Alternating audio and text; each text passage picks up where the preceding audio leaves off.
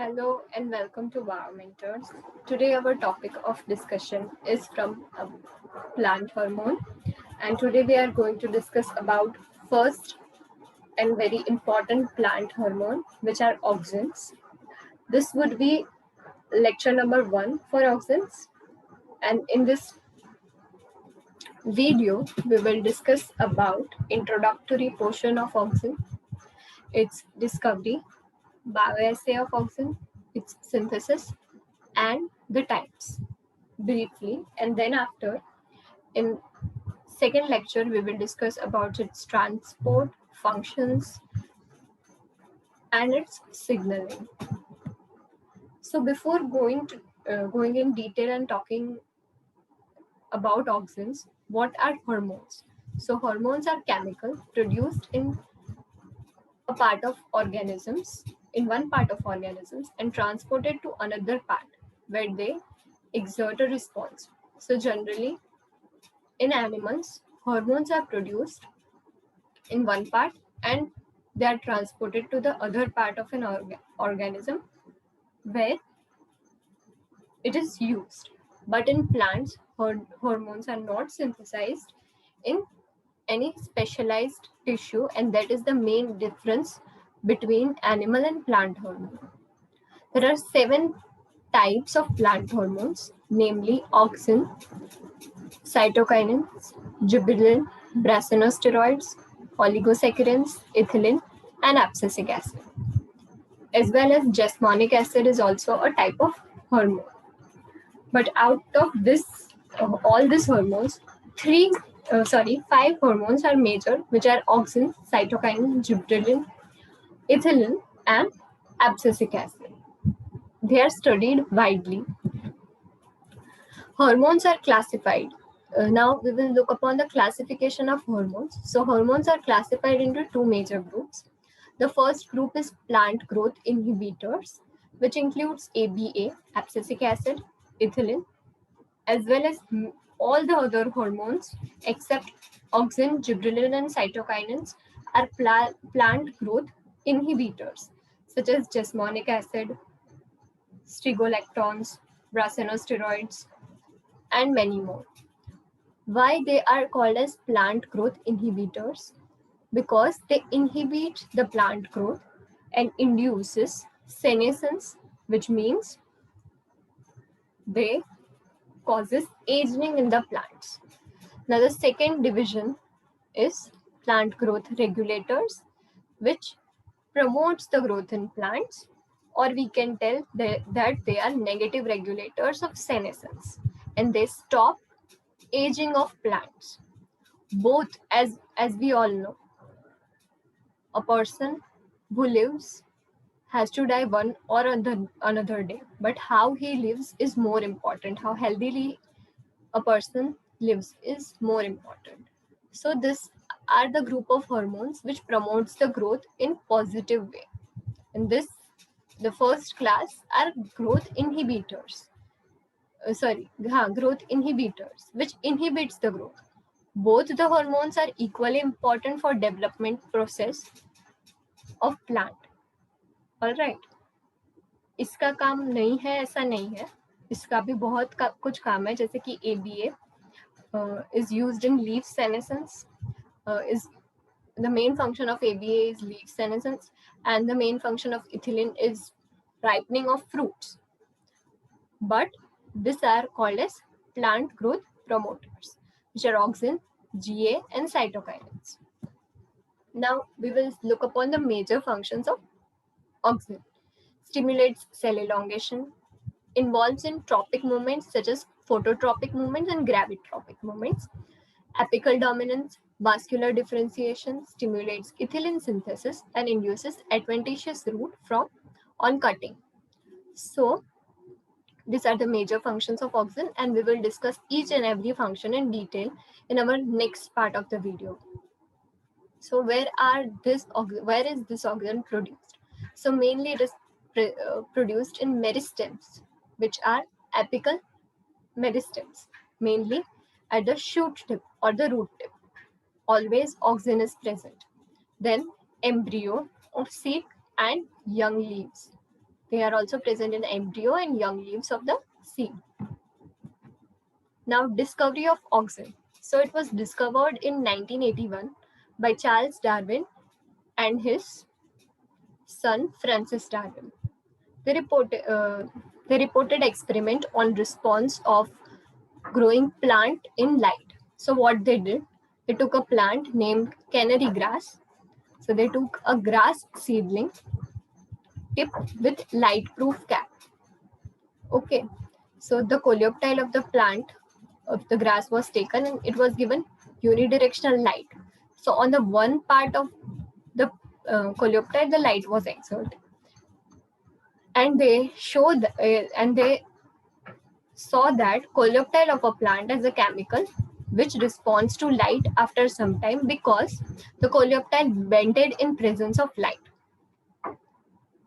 So they concluded that there is some chemical which induces the growth of the plant in light, and thus the coleoptile bended.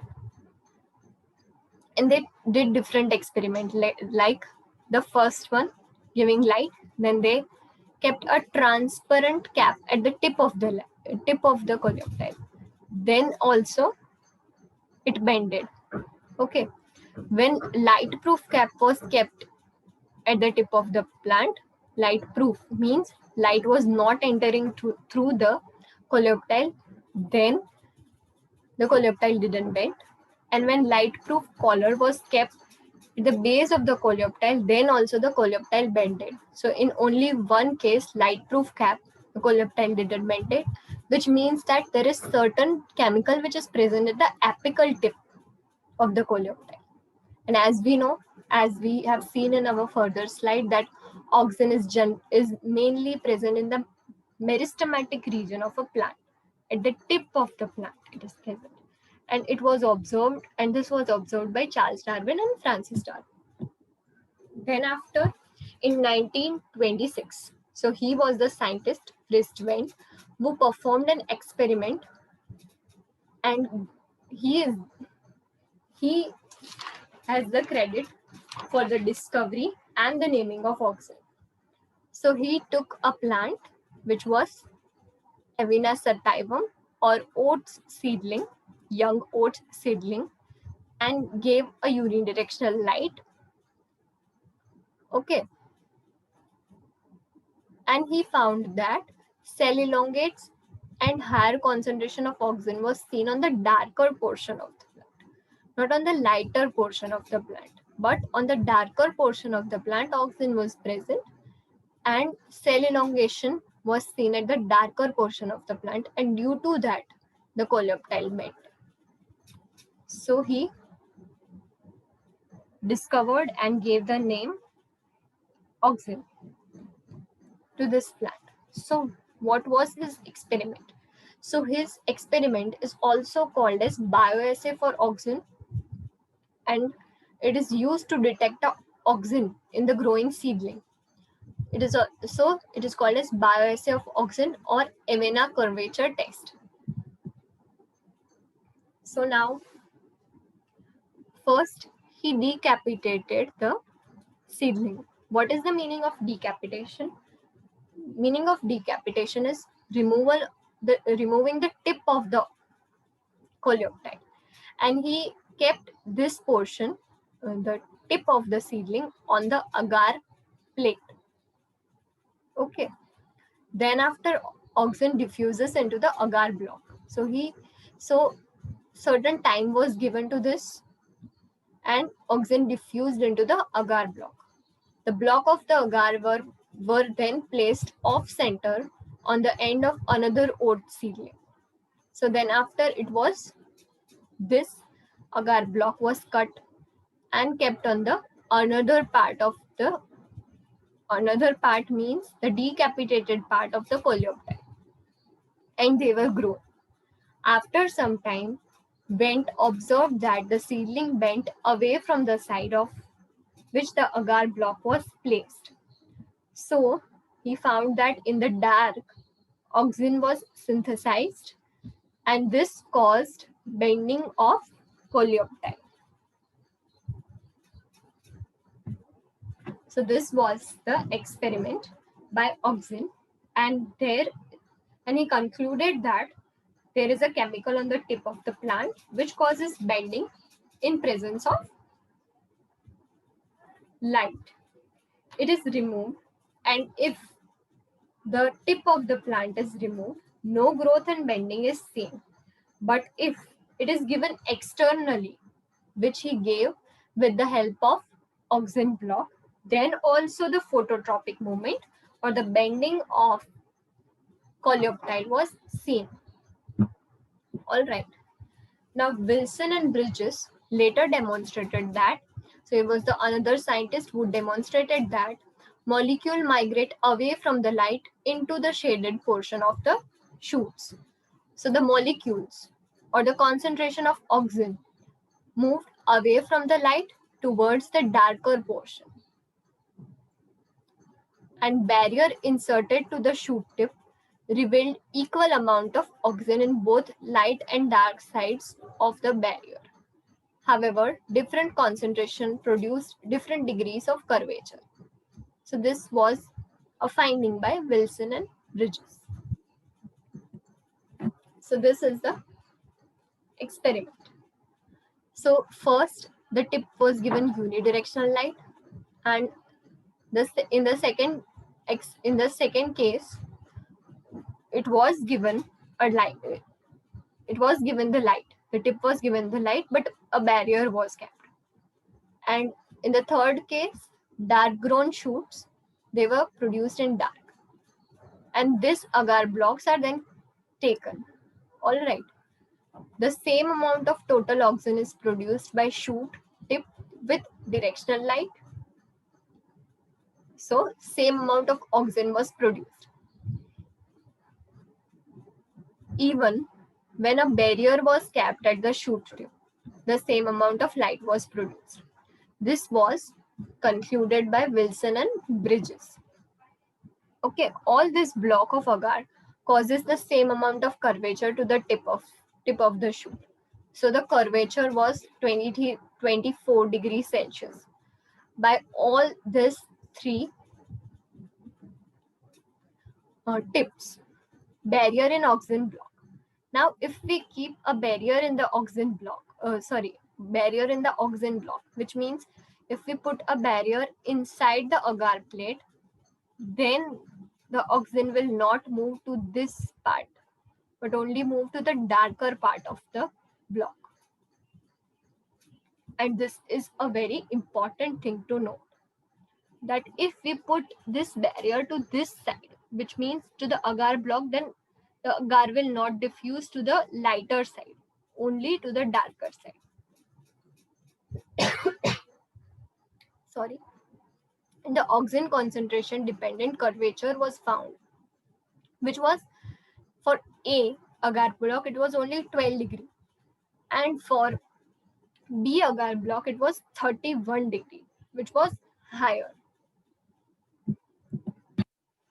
Now, Boyson and Johnson experiment.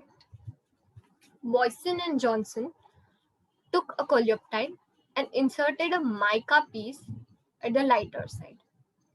So first they kept a mica piece at the lighter side, and they observed that the bending was still found. But then after they inserted mica piece at the darker side, and they found that no bending was seen when the mica piece was inserted at the darker side.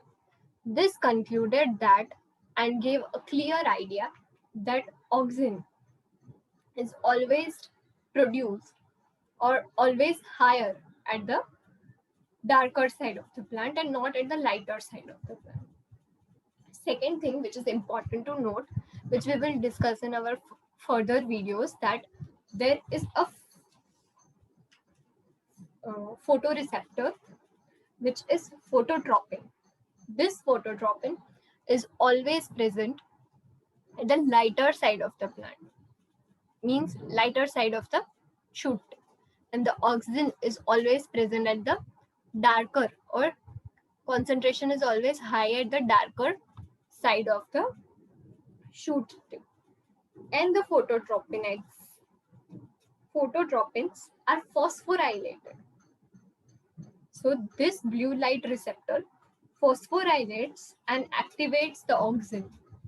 And मतलब suppose यहाँ पे light हम दे रहे हैं इस कोलियोप्टाइड को, ठीक है, फोटोट्रोपिन्स ने लाइट ले लिया, ठीक है, वो उसको फॉस्फोराइलेट करेगा और ऑक्सिन को कहेगा और एक डाउनस्ट्रीम सिग्नलिंग करेगा जिससे ऑक्सिन एक्टिवेट होगा और ऑक्सिन का कॉन्सेंट्रेशन डार्कर साइड पे बढ़ जाएगा और जिससे cell elongation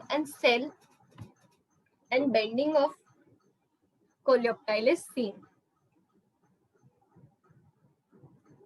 All right, so this was Boyson and Johnson's experiment. Now, biosynthesis of auxin. So, auxin is produced from amino acid, which is called as tryptophan. And there are two types of pathways in auxin synthesis. The first is tryptophan dependent pathway, in which from the precursor tryptophan, it converts into indole 3 pyruvic acid by deamination process. Here is the deamination process. Then after with decarboxylation process, it converts into indole 3 acetaldehyde. And finally, it converts into the primary auxin, which is produced in all type of plant, which is IAA, indole 3 acetic acid, by dehydration. This is the classical pathway, which is called as tryptophan dependent pathway. And the second pathway is called as tryptophan independent pathway, in which anthranilite is converted into indole 3 glycophosphate.